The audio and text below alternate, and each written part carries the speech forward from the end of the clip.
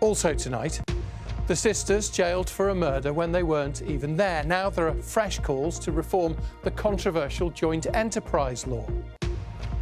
She escaped the Nazis on the Kindertransport. A film about the man who saved Milena and others has just opened. Beat this, the 90-year-old drummer who picked up the sticks to keep fit in old age. And we've seen quite a bit of rain over the last few days, but what's in store for the rest of the week? Join me later in the programme for the details.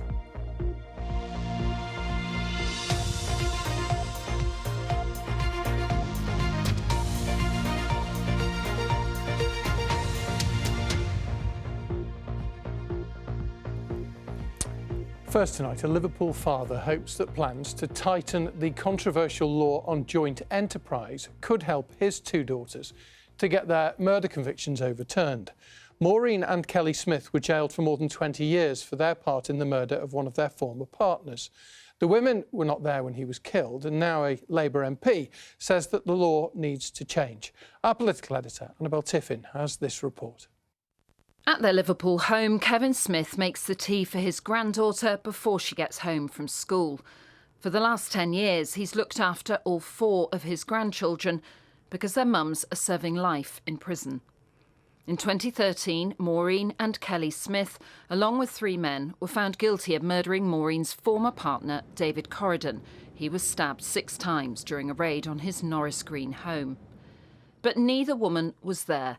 They were convicted under the law of joint enterprise. The sisters had arranged for a gang to steal thousands of pounds from Mr. Corridon's house, but the theft turned to murder when the 32-year-old was found to be at home. Maureen and Kelly were sentenced to 23 and 22 years. I'm not saying they shouldn't walk away from it scot-free, because, as you said, they was the catalyst what started it all in the first place. We know that, but, you know, just breaks your heart, that's all. Joint enterprise means that a person can be convicted of murder even if they didn't inflict the fatal blow, but that they could have foreseen the offence might have happened. But in 2017, the Supreme Court said that the law had taken a wrong turn and had been misinterpreted for 30 years. Right. What's happening? He's only got to stab someone, hasn't he? If you were there, you all get done for murder. The Jimmy McGovern drama Common highlighted the issue and inspired the Liverpool MP Kim Johnson to use a private member's bill to reform the law. It is about an injustice. It is about making right some of those wrongs. But if somebody has played any part in a crime where somebody ends up murdered, shouldn't they be held responsible? So again, this is simply about strengthening and using the law correctly, so that those that do commit a crime are convicted and serve a sentence, but those who don't play a significant contribution do not have a full life sentence. We asked the Crown Prosecution Service for a statement, and in it they said if a person assists or encourages another to commit a murder with intent to kill or cause serious bodily harm, it is right they can face prosecution for their involvement in the crime. David Corridon's family say the actions of those responsible for commissioning the burglary and the murder of David has left them with life sentences, and they're in no doubt that the joint enterprise law was correctly interpreted. In 2018, the sisters lost an appeal, with judges ruling there was nothing wrong with their joint enterprise murder convictions. But their dad hopes any change to the law could help overturn their convictions. Oh, it's destroyed the family. There's no... well, Susan died. Is that your wife? Yeah. And literally, she died of a broken heart. She couldn't take it. Miss Johnson's bill will get its second reading on February the 2nd. Annabel Tiffin, BBC North West Tonight in Liverpool. Now, we are only 3 days into January, but there is little doubt who one of the sporting stars of 2024 will be. I'm sure you know the name by now. It's Luke Littler, the 16-year-old from Warrington, virtually unknown a couple of weeks ago, is now in the final of the PDC World Darts Championships, but he takes on another Cheshire resident, Crewe's Luke Humphreys, who is now the new world #1 after winning his semi-final last night. They play in just over an hour's time. Richard Askham is at the St Helens Darts Academy where Luke honed his skills. I bet they're getting excited there, Rich, aren't they? Roger, they really are. It's the battle of the Lukes, isn't it? But there's only one Luke on the name of everybody here. These are some of the next generation going through their skills. Actually, some of them look a bit older than Luke, to be honest. It's some of the younger ones. We're going to be chatting to them later. Hello, guys. Hi. But yeah, there's excitement is really building here ahead of Luke Littler's final. What a season he's had. What a competition he's had. I can't quite remember somebody exploding onto the scene like he has. I tell you what, let's hear from him. It's just got to be Luke Littler and just relax. Set my goals to win one game and come back after Christmas, and I'm still here. Cannot believe he's only 16, can you? Well, we're joined by one of Luke's very good friends, Eleanor Cairns. Hello, Eleanor. Hi. Lovely to see you. Right, you know him really well. Yeah. How is he going to be feeling? He seems so calm. Is he going to be? Yeah, I think he is. I think he's just ready to get up on that stage now. He's been waiting all day. I think he'll be ready to show what he can do. Honestly, you're as cool as he is. I can't believe it. He's catching. Alison, you're a committee member here. Really lovely to see you.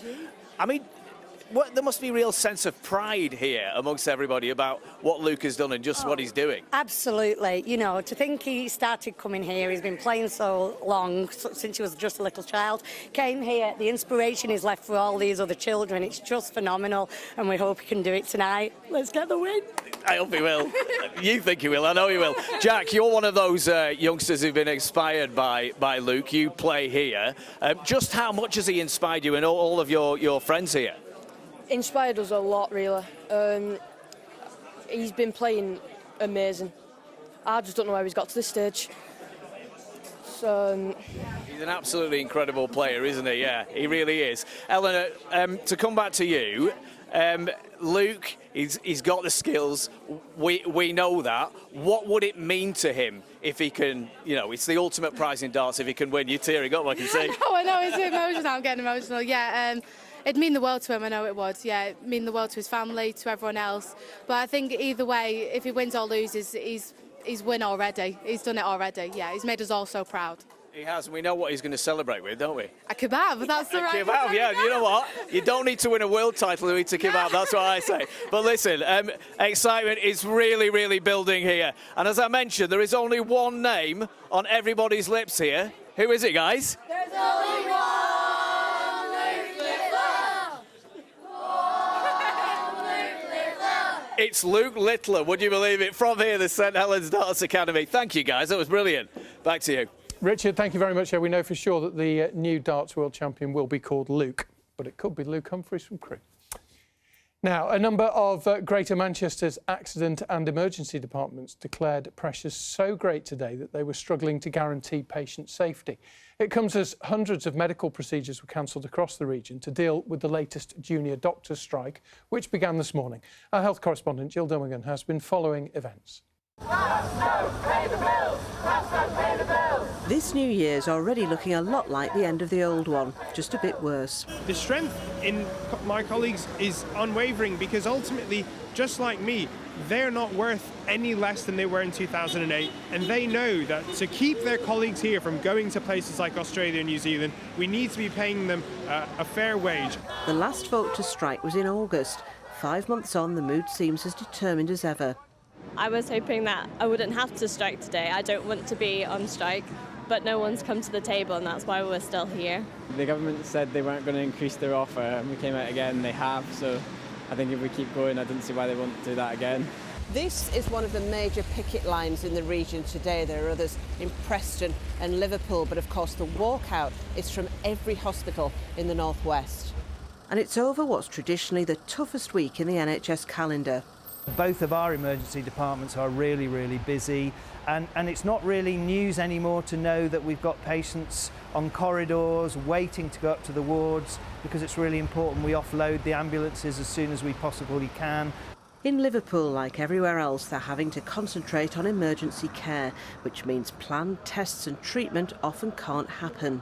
I think we've moved or changed well over 16,000 appointments and operations. The impact in terms of scale is enormous. I guess multiply that across all the other big trusts like ours across the country, and you see that the impact is significant. But a quick test of the public mood here showed support still for the strike. I think the junior doctors have given too much work to do, too many hours, and very underrated and underpaid. 100% agree with them. Should be on strike. You want to see the fantastic work they're doing here?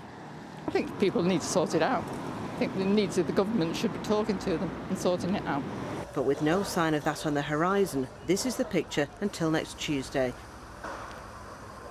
Let's talk to Jill Dummigan, our health correspondent, who is here. Let's go back and rewind to that situation in Greater Manchester where they were struggling to guarantee safety today, which, of course, is a fundamental thing for them. Well, a number of hospitals there declared a pressure level of Opal 4 today. Now, that's the highest possible level of pressure in their A&Es. And it means they're so busy that there's an increased potential that patient care and safety could be compromised.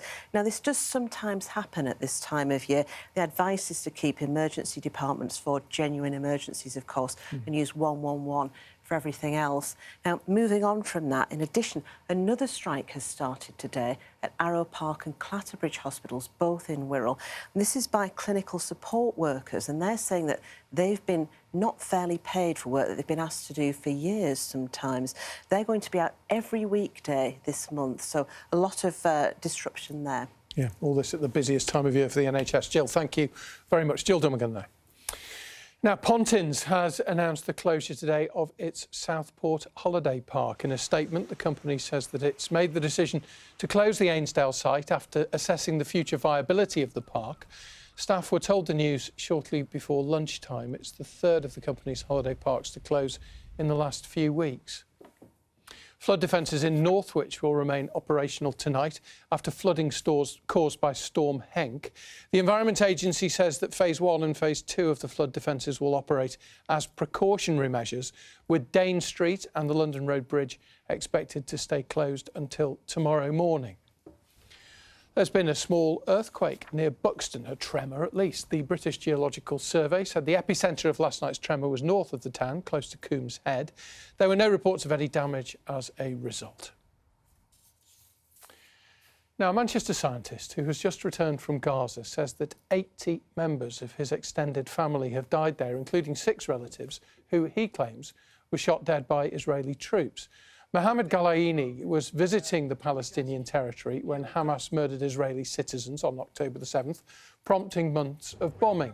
Despite having a British passport, he's stayed in Gaza to help his family until their town was attacked and everyone was ordered to leave. Today, as you can see, he flew into Manchester Airport for an emotional reunion with his mother. He's spoken to us a number of times while he was in Gaza, but he came into the studio a little earlier this afternoon and asked him how he felt to be home.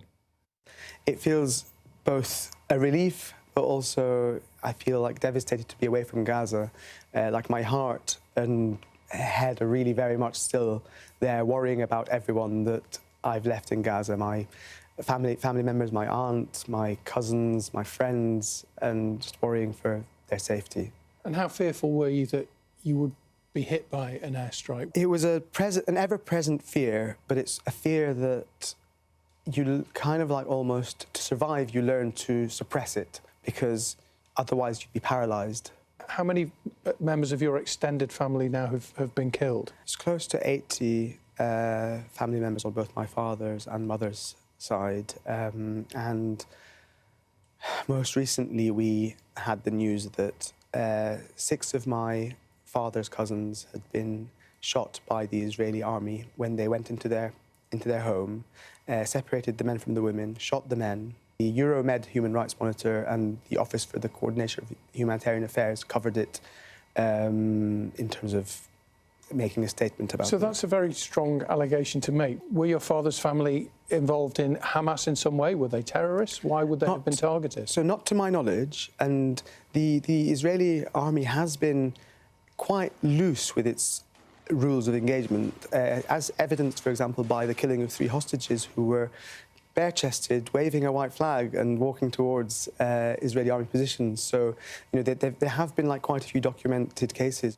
What do you and members of your family think of what Hamas did?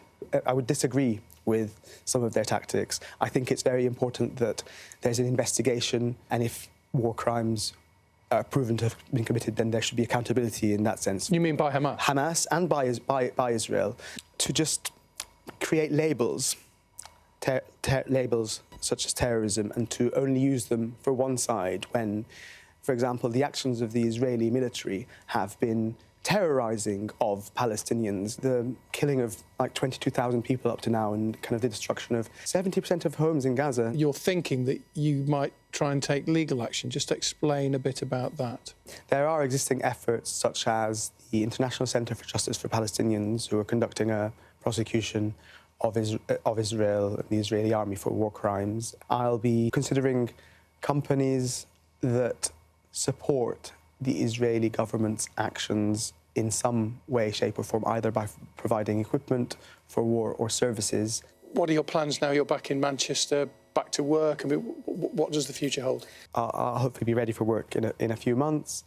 Otherwise, I just want to relax at home with the cats. I want to get out on my bikes, and then obviously just kind of the activities for well-being that will help me kind of carry on in the struggle for Palestine. That's really, really important, both for Palestinians but also for Israelis. I actually have a true belief that justice for Palestinians equals security for Israelis. I believe that to the core of my being. Thank you very much for talking to us. Thank you.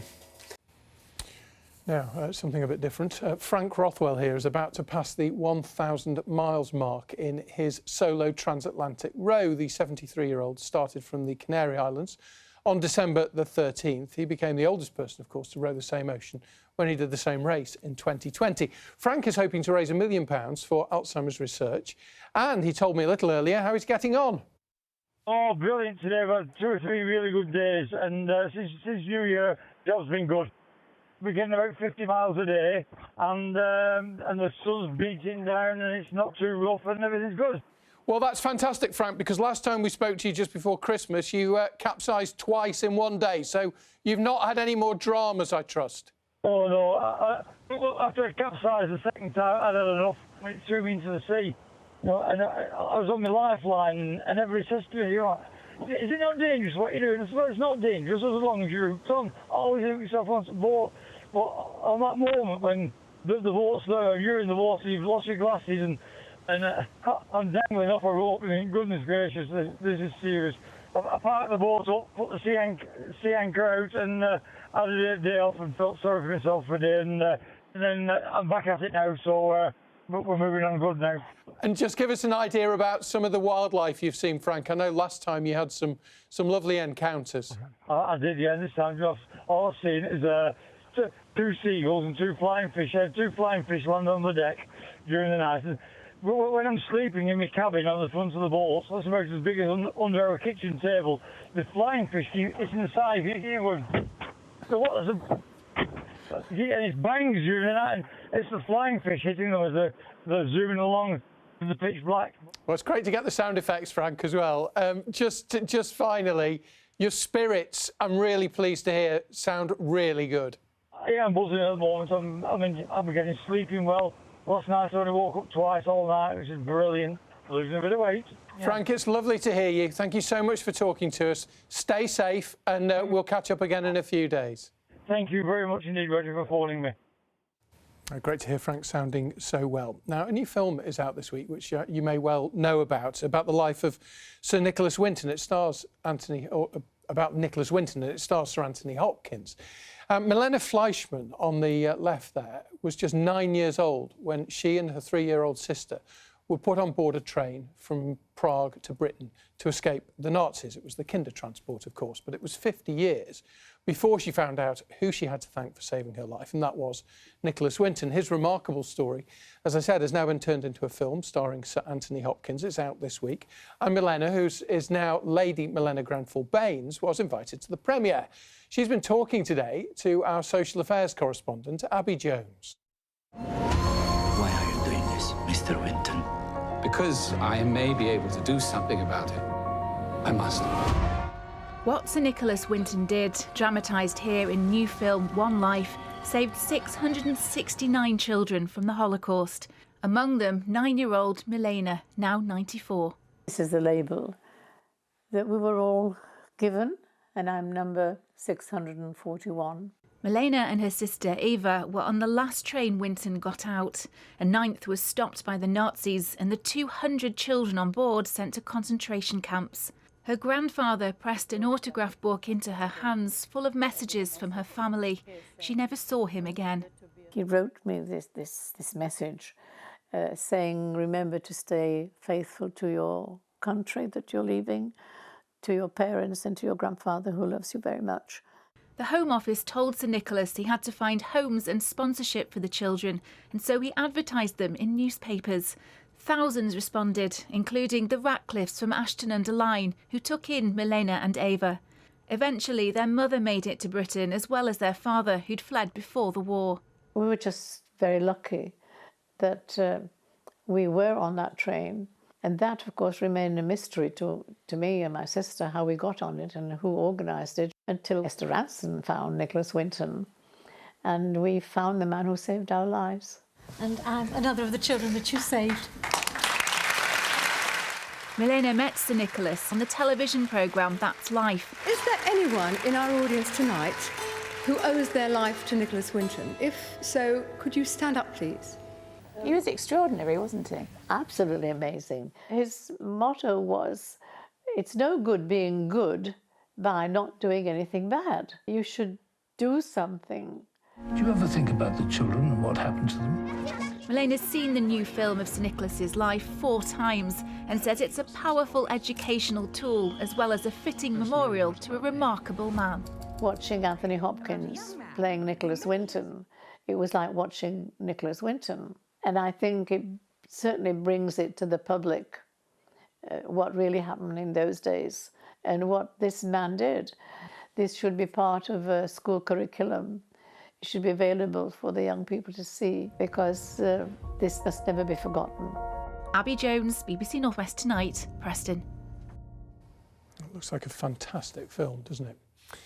Now, there is no shortage of advice on staying fit in old age. Walking, yoga, exercise classes. In fact, I heard Michael Mosley on Radio 4 talking exactly about it a little earlier today. But what about drumming? Didn't hear him mention that. Well, Babs McInnes picked up the sticks at the age of 89, thinking it might help her arthritis. Well, she was 90 today, and she celebrated behind the drum kit. And Ian Haslam was there.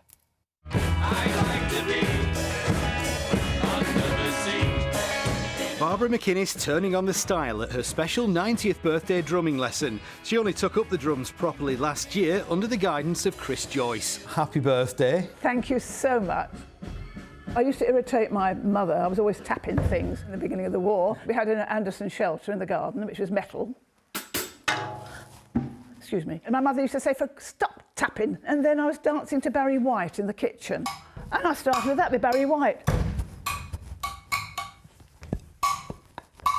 So that, and then from there I progressed to spoons and the tambourine, you know, and that led on to drums. I have 3 children, 10 grandchildren, and I have 10 great-grandchildren. It's a cure. Drumming can be a cure, a physical cure. If you've got arthritis, ladies, I say ladies because, you know. So it's made me very happy, and I'm happy. I'm a happy 90-year-old. She's not the first talented musician teacher Chris has worked with. He's been in some very influential bands. Bands that people will know, Dorothy Column, which is the first band on Factory Records, Pete Wiley and the Mighty War, and I did the first 3 albums with Simply Red. Yes, the drummer spent half a decade topping the charts with Mick Hucknall.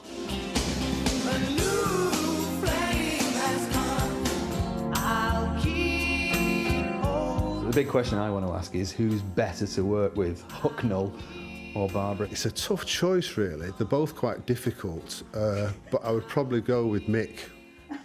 I've probably taught, I don't know, 100, 200 people, and Barbara's up there in the top 10, I would say, definitely. She's a natural, and there's a saying in my house now, be like Babs, because she's an inspiration to a lot of people.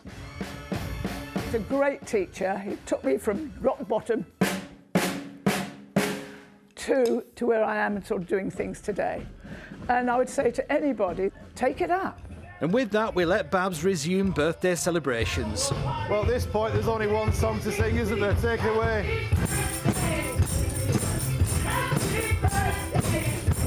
Ian Haslam, BBC North West Tonight, Morecambe. Well done, Babs. Happy birthday. How cool to have Chris Joyce as your teacher. Right, the weather, really important. We mentioned the flood defences in Northwich, I think, tonight.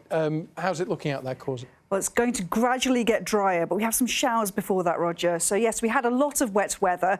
And this rather grey picture here, as you can see, sent in from one of our weather watchers in Lancashire. Heavy rain to start the day. And as Roger said, we had plenty of flooding around as well, captured by our weather watchers here. Accumulation over the last few days. But looking ahead to the next few days, well, sunshine and showers is the story for tomorrow, for Friday, and gradually from the weekend onwards, it will become drier, but it will also become a lot colder too. So then for this evening, you still see quite a few showers around, and from the greens in the colours of these showers, you can see quite heavy, quite intense, quite frequent, quite a lot of cloud around, maybe a few clear spells by the early hours, and temperatures dipping to around 6 to 7 Celsius. So it means for tomorrow morning, early on, those showers still with us, but actually it's an improving day. So tomorrow, much more in the way of drier weather developing, some spells of sunshine as well quite widely, just a few showers perhaps spreading in from the west, and temperatures 7 to 9 Celsius, and the winds much lighter as well. And tomorrow evening too should be largely dry, just a few showers arriving in from the west. And then Friday, as I say, it's a similar story. There will be further showers around. Again, some of these could be heavy, but the wind direction more of a northerly. There will be some sunshine, especially for parts of Manchester, into Merseyside as well, and temperatures again 7 to 9 Celsius. But as we look ahead to Friday night and into the weekend, we're seeing high pressure build, and we're expecting more in the way of sunshine to develop quite widely, but it will be cold and there'll be mist and fog slow to clear in the mornings. That's your forecast. Thank you very much indeed, Causa. So with that in mind in the mornings, keep an eye on your, an ear at least, to your BBC local radio station. That's it from us. Have a great evening. Thank you for watching. Good night.